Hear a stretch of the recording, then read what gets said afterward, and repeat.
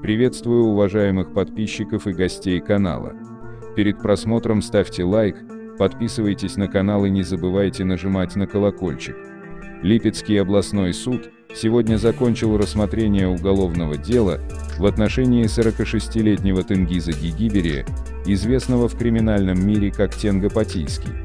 Тенгиза Гигиберия, осужденного за убийство, незаконные приобретения, хранение и ношение боеприпасов и разбой на 17 лет с отбыванием наказания в исправительной колонии строгого режима, судили по статье 210.1 Уголовный кодекс Российской Федерации.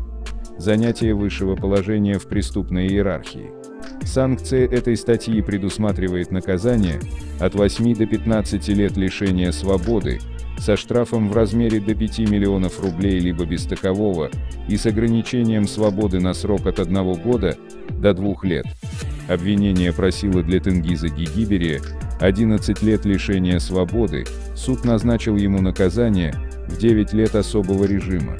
Судом установлено, что Гигиберия, обладая криминальным статусом вора в законе, как до апреля 2019 года, так и после этого направлял указания, принимал решения об изменении положения отдельных осужденных в криминальной среде, контролировал и координировал движение денежных средств, полученных от лиц, придерживающихся криминальной субкультуры.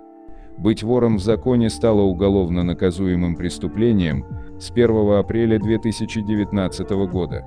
Но в данном случае речь идет о так называемом длящемся преступлении. Впрочем, часть доказательств, указывающих на то, что Гигиберия – вор в законе, но датируемых ранее, апреля 2019 года, суд не учел. Но и других аргументов обвинения оказалось достаточно. На суде в 2021 году Гигиберия не отрицал того, что он с апреля 2019 года был вором в законе, но сам же себе противоречил, указывая, что он никак не проявлял свой статус, не распоряжался общаком, никому не раздавал криминальных званий, не участвовал в разрешении конфликтов между осужденными в Елецкой двойке. Тенго Потийский утверждал, что стал жертвой оговора. Он, дескать, с 2011 года сидит в одиночке и никак не может пользоваться привилегированным положением. Подсудимый тогда выдвинул версию, что все обвинение против него дело рук сотрудников колонии, которым якобы выгоден статусный заключенный, его руками будто бы можно избавляться от проблемных осужденных. К числу аргументов Гигиберии также добавился тот факт, что он якобы имел контакт с сотрудником УФСИН, обещал передавать ему данные о коррумпированных сотрудниках. Но сам этот сотрудник УФСИН отметил, что два контакта с Тенгизом носили исключительно плановый характер и касались вопросов перевода и условий содержания заключенного, в том числе санитарных. В феврале 2021 года процесс в отношении Тенгиза Гигиберия завершился неожиданно оправдательным приговором. Но Первый апелляционный суд общей юрисдикции отменил первый в России оправдательный приговор по делу о занятии высшего положения в преступной иерархии. И теперь Липецкий областной суд приговорил его за это к 9 годам в колонии. Как считает следствие, Тенгиз Гигиберия был коронован как вор в законе под именем Тенго Потийский примерно в 1996 году другими лидерами преступного мира с криминальными псевдонимами Якутенок, Гия Кутаиский, Шалва Хонский, Крест. Он неоднократно принимал участие в сходках криминальных авторитетов в московских ресторанах «Метелица», «Золотое руно». По данным следствия, на статус Тенго Потийского указывает и масса татуировок с криминальным подтекстом. Некоторые татуировки эксперты признали отличающими вора в законе: татуировку «Оскал», рисунок в виде головы волка с приоткрытой пастью, который является знаком вожака, лидера, рисунки в виде восьмиконечных звезд в области правого и левого плеча, которые означают, что их обладатель отрицало, то есть лицо, отрицающее тюремные порядки, рисунок в виде изображения Иисуса Христа на животе, который означает «мой дом», тюрьма и преданность своим друзьям-ворам, семиконечная звезда в совокупности с волком, изображенным внутри звезды, в районе груди, которое имеет значение «человек человеку волк» и показывает на негативное отношение к администрации исправительного учреждения, а также татуировка в виде руки с крестом, обвитым колючей проволокой на левом плече, которая может символизировать веру в блатное братство, преданность воровскому делу. В елецкую колонию 2 Тенгиза Гигиберия перевели в 2017 году. После этого среди заключенных распространили прогон, письменное обращение лидера преступной среды к другим осужденным.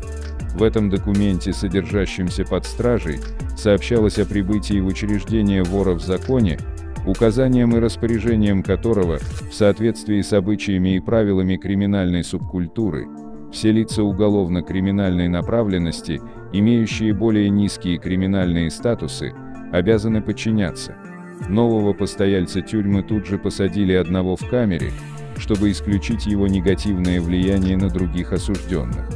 Уголовное дело по статье 210.1 Уголовный кодекс Российской Федерации полиция возбудила в июле 2020 года. Расследование уголовного дела вела следственная часть УМВД России по Липецкой области. Следствие пришло к выводу, что, отбывая наказание в местах лишения свободы, мужчина пропагандировал так называемые воровские идеи, сплачивал под этими идеями лиц криминальной направленности, продолжал пропаганду криминальной субкультуры. Гигиберия всячески показывал неуважение к исправительной системе. В 2019-2020 годах он испортил имущество УФСИН на 55 571 рубль. На банковский счет Гигиберия регулярно проступали крупные суммы по 10 тысяч, 20 тысяч, 50 тысяч, 100 тысяч рублей. Деньги переводили другие сидельцы через своих родственников. Многочисленные свидетели, под псевдонимами из числа других заключенных елецкой колонии, также указывают на наличие статуса у Гигиберия вора в законе. Пока Гигиберия сидел в одиночестве, статус положенца занимал Сергей Махно. Контакты с этим положенцем Гигиберия поддерживал через адвокатов. Так, один из адвокатов посетил его 114 раз и зачастую после встреч с вором в законе встречался с другими осужденными, в том числе с Сергеем Махно. Так и налаживалась коммуникация между занимающими разное положение в преступной иерархии. На оглашение приговора пришел брат Тенга Потийского. Он рассказал, что Гигиберия сидит уже 19 лет, 17 в колониях и 2 года в СИЗО. За это время у него умерла дочь, сейчас у него на свободе остались больная жена и 2 детей, одному из которых 15 лет.